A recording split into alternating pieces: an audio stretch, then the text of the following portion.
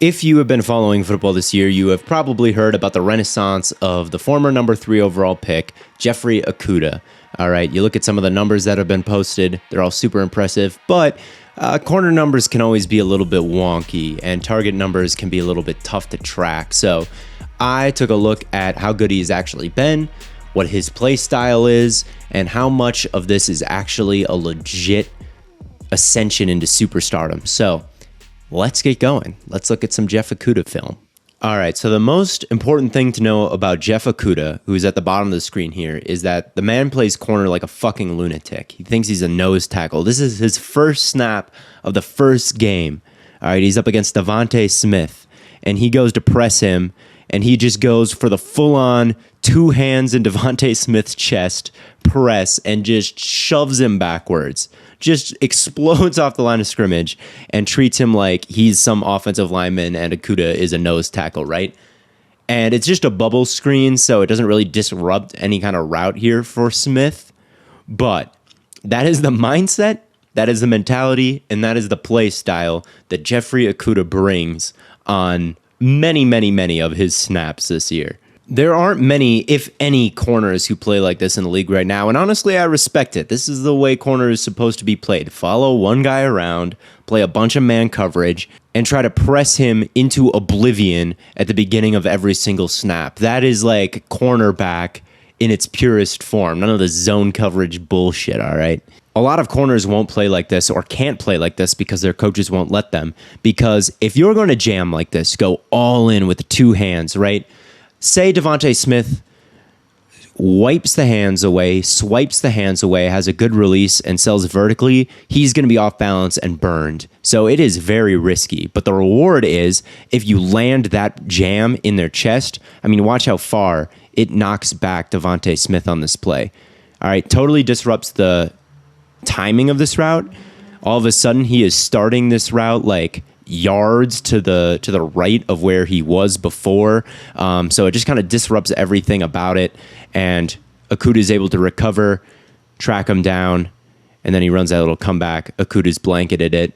There's a little bit of separation on the scramble drill, but Hurts misses the throw, and overall, this is very good coverage from Jeff Okudah. When you've got a huge corner, right, someone with 87th percentile arms, 90th percentile weight, and 80th percentile height, combined with elite explosiveness, right, some of the highest broad jumps and vertical jumps in the history of pro football, when you get that caliber of athlete playing that aggressively, you can get some absolutely lockdown performances, and that's what he was providing in this Eagles game. And although he goes for that monster jam way more often than other corners, he doesn't necessarily need it when he's playing all this man coverage. Once again, following Devontae Smith and man at the top of the screen here, and here he's just going to mirror him. He's not going to lay a hand on Smith, right? He is reading Smith's feet and hips here, being patient, keeping his hips square to the line of scrimmage, not necessarily opening the gate one way or the other to let Smith work across the grain and get separation, right? Keeping his hips square, reading Smith until he declares and sells vertically. Then he flips the hips, runs with Smith, avoids the stack. There's not much separation here, and Hurts couldn't make that throw if he wanted to. Really good coverage, good speed to keep up with Smith up the sideline, not getting anything vertically on him there. So Acuda had been playing pretty well through the first 2 weeks, and then last week, week 3, the Lions were up against the mighty Justin Jefferson, and would Acuda dare play that way against a guy who is off to the best wide receiver start in the history of football, one of the best route runners, arguably the best overall receiver in football? Like, are you going to risk it? And are you going to play that type of press man coverage on Jefferson the whole game? And the answer was basically yes for Acuda. On this snap here at the bottom of the screen, he's going to try that 2-hand press. He's going to fire off into Jefferson's frame with 2 hands. Now, he doesn't get directly into his frame, but he pushes on that shoulder. Jefferson slips. He falls down, right? Disrupts the timing of it. He has to get back up. Acuda's been balanced this whole time. Tries to settle down. Acuda's right there with him. Kirk makes the throw anyway. Acuda sticks his hand in there, breaks up the pass, locked. And there is no bracket here. There is no safety helping him out here. This is just Acuda one-on-one with Jefferson and totally locking him down. Acuda does not stick to one side. He's not always on the right or always on the left. He follows guys around. He was following Jefferson all over the place in this game. Once again, going to try that two-handed jam, gets into his frame, doesn't let Jefferson get off the ball cleanly. At this point, he realizes that Jefferson is running some sort of in-breaking route or running inside, so he flips his hips, runs with him, and he's right in that hip pocket for the crosser. Now, the Lions did bracket Jefferson here, right? That safety is looking for anything coming over the middle of the field, so he ends up helping out a little bit here, but Acuda didn't need that help on this play, all right? He could have handled Jefferson all by himself if he needed to on this one. Here he is again, one-on-one on Jefferson, and there is no safety help up here. Single high safety that is aligned more to Thielen's side anyway, all right? Just no help. Man coverage against potentially the best receiver in the league. I really like the position that he's in, really low. He's in an explosive position, and you compare that to the other corner down here. I think that's Oruwariye, and he's a little bit more stiff and upright, not quite in that low position that Acuda's in, and Jefferson eats up some space to begin the release here. All right, he stays patient. He stays with his hips and shoulders square to Jefferson, doesn't, like I said earlier, open up the gate either way that would allow Jefferson to cut across the grain and beat him, right? He's patient, and then Jefferson commits one way. He gets his hands in his frame once again, slows him up. You see the difficulty that Jefferson has for a second there, getting off the line, doesn't allow that free release. All right, Jefferson slowed up. He is right on him. He feels Jefferson easing up here, knows that that comeback route is coming, and he switches directions as well, and he has locked up that comeback route from start to finish. Well, I'll show it in full here for a second, but yeah, really good stuff with no help from Jeff Okudah on Justin Jefferson. On this play, he's playing with outside leverage, and he has a little bit of inside help. This third safety in the middle of the field drops down to take away any in-breakers. Akudah's playing outside leverage to take away any Jefferson outbreaker. But again, good patience, good jam right here to slow Jefferson up. Flips his hips. He's right with him. Jefferson cuts inside. Once again, Akuda with agility is cutting right with him and in a position to break this up. He has that inside help, but on a play like this one, wouldn't have really needed it because the coverage was so good anyway. And this type of productivity and press coverage, it's not really a fluke. It's not this guy doing it, like this random corner out of nowhere. We're talking about Jeff Okudah here. We're talking about someone who was worth the number 3 overall pick. We're talking about someone who is charted with only 3.1 yards per target in press coverage, which was miles below the FBS average, right? He was elite in college at doing this. And his rookie year, you know, it didn't start off well, but this is always what he was supposed to be, right? Now, it's not like Akuda has been flawless, pristine, perfect on every rep this year. And in the Vikings game, I mean, they were walking these safeties down, making sure they get eyes on Jefferson, right? Taking away any inbreaker while Akuda's playing outside leverage, right? They're giving him help on Jefferson in this game a lot. To say that Akuda just lined up straight up one-on-one with Jefferson on every snap, pressed him on every snap, and won every snap is wrong, right? They were giving him a lot of help from these safeties, right? And making sure that they had 2 sets of eyes, 2 bodies on him for much of this game. On the final drive of this game, they were making sure that whoever beat him wasn't Jefferson. They were giving him double coverage looks that entire final drive. There were also, of course, plays where Jefferson would win the rep. On this play, he sells vertical. Akuda flips his hips, then Jefferson gives that quick little jab that sends Akuda flying upfield while he turns around on this little hitch. He's open. He's beat the man coverage, but he does drop this pass that was a little bit too high, so this one doesn't count on the stat sheet. And then there's a play like this from Akuda where he is lined up with inside leverage and Jefferson is able to get separation on a crossing route anyway, which shouldn't happen because Jefferson does a really good job syncing up his lower and upper body here, right? Initially releases this a little bit outside. Akuda slides that way and punches, but right as he's doing that, Jefferson plants that foot and gets inside. Simultaneously, his upper body is swiping away the hands of Akuda, right? He gets separation. Akuda's a little bit out of position, and he's got pretty good recovery speed to stick with Jefferson here. But overall, this is usually a catch for Justin Jefferson. You could argue that the recovery speed is good, and Akuda did enough to kind of disrupt this, but overall I would chart this as a negative play for Akuda, I think, although it wouldn't have been too consequential. Maybe should have allowed a couple more yards than he did. So there were definitely some plays where Jefferson was able to create separation, and there were plenty of times where Akuda had safety help.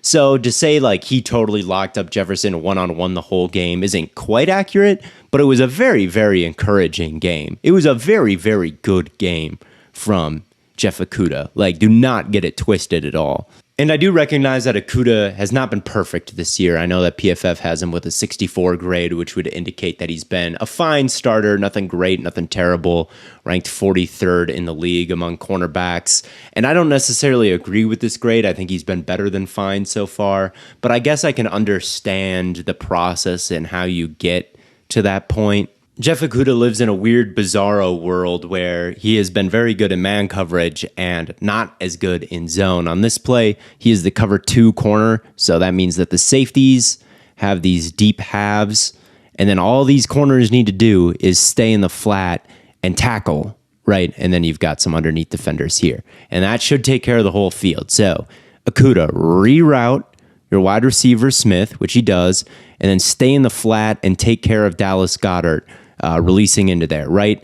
Easy, right? He sees Goedert. Go up and make sure he doesn't throw it there. Should be fine. But for whatever reason, he does not want to do this. He turns around. He is now looking backwards. He is booking it backwards as fast as he can. And that leaves Goedert open for what could be a first down if Hurts chose to make that throw. Hurts did not choose to make this throw. He decided to throw it across his body to A.J. Brown working across the field, which is honestly a more impressive throw. But still, this is a time when Jeffrey Acuda abandoned his zone and could have allowed a first down. At least if he's going to do this, go make the tackle, but he doesn't do that either. I guess he does kind of do it at the end, but he misses initially.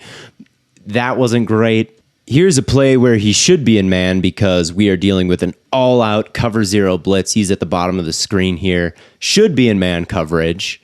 Should be in man coverage. Should be in man coverage. Should be in man coverage, right? But it looks like there's a blown assignment at the top of the screen here. Both of these defensive backs take the tight end in man coverage, and that leaves A.J. Brown wide the hell open, running a drag. Now, Acuda's in man coverage too, it looks like. He is responsible for this dude. But his eyes are on Brown, and he's getting distracted by someone else's blown assignment, and then he blows his own at the bottom of the screen here, and Devontae Smith just races right past him for what could be an explosive play if Jalen Hurts was keeping his eyes up during this scramble and chose to see it. Right now, this isn't all Akuda's fault. This is partially on these two for giving this wide open guy or giving Acuda something to worry about with this wide open guy. But I could definitely see you charting him negatively on this play because he is also not really sticking with his assignment. Although I think I'd be a little bit more lenient with this than PFF probably is. I would guess this is charted as a play that he gave up. Now, he's the deep thirds player in cover 3 here. So he's not really responsible for anything underneath. So I don't know if this one is totally on him. He flips his hips probably a little bit too early here. A.J. Brown flips towards the sideline. There's no one out there to take that away. And this looks like it's on Acuda. But if he's going to be the deep thirds player, there needs to be an underneath guy in the flat. And I think this linebacker should be getting more depth out there.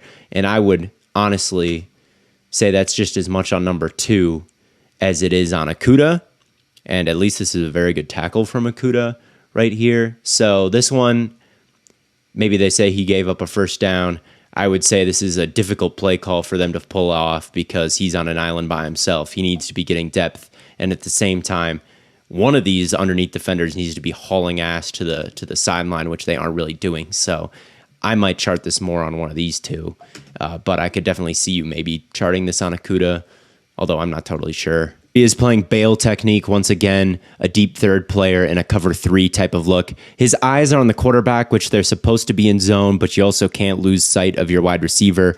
And Smith settles down in his blind spot. He keeps running. Smith creates tons of separation and makes a catch on the sideline for a first down. Now, I kept seeing these numbers that he didn't allow a catch to Smith, so maybe there's some penalty that was called on this play that I don't see, but it very easily looks like Smith beat him specifically on this one. Here he is in man coverage against Terry McLaurin, and Terry McLaurin is going to initially stem this route inside. He sees that happen and really takes off like he's got to go catch up with him on a drag route, but McLaurin plants his foot in the ground, pivots outside, creates separation that way. And I get that this is an extremely difficult route to defend against a very good route runner, but if you're going to mess that up or miss that, you got to make the tackle, right? You got to recover, track the inside hip, take a good angle to the ball, and wrap up before the first down marker on a third down here. I don't think that's too much to ask, but he takes a bad angle. McLaurin gets past him for a big gain on third down to pick up the first. So that was a mistake that you could chart negatively for Acuda. And I could go over a bunch of reps that he lost and explain to you on every single one why he lost them, and a bunch of reps that he won, explain to you why he won them, and that's what I've been doing. But the bottom line, my conclusion is this. I think he could be this year's Trayvon Diggs a little bit because he plays so aggressively. He doesn't play aggressively in the same way. He's not someone that gambles downfield and bites on every single double move trying to get a pick. He doesn't have any picks this year, but he is rolling the dice every time he goes for that double press that he loves to do. That is a very aggressive and high risk, high reward way to play cornerback. And nothing happens on this play. In fact, it's a run play. But this kind of illustrates the dangers of playing that way. Terry McLaurin does a really good job seeing what's coming, raising that left arm and bringing it down, swiping down those hands. He defeats the jam. And all of a sudden, look at the position that Acuda's in, face towards the ground, about to trip. And if this was a real route by McLaurin, he would have no problem just blowing by that press. All right. It is a risky way to play, and it is tough to recover and beat these guys. Now, he's not interested in actually getting around him because this is a running play. He just wants to block. But next week, the Lions have the Seahawks. DK Metcalf weighs 300 pounds and runs a 4.3. If he tries to do this against DK Metcalf and it doesn't knock him off his line and he just bats it down and keeps going, that could make Acuda look really stupid.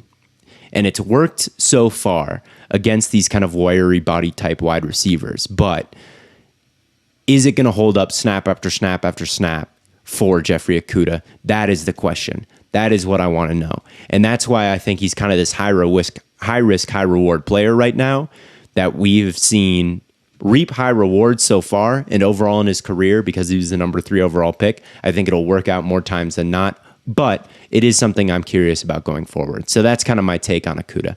I think he's good, but he's risky. He's risky to count on right now all the time. So overall, there are some nits to pick for sure.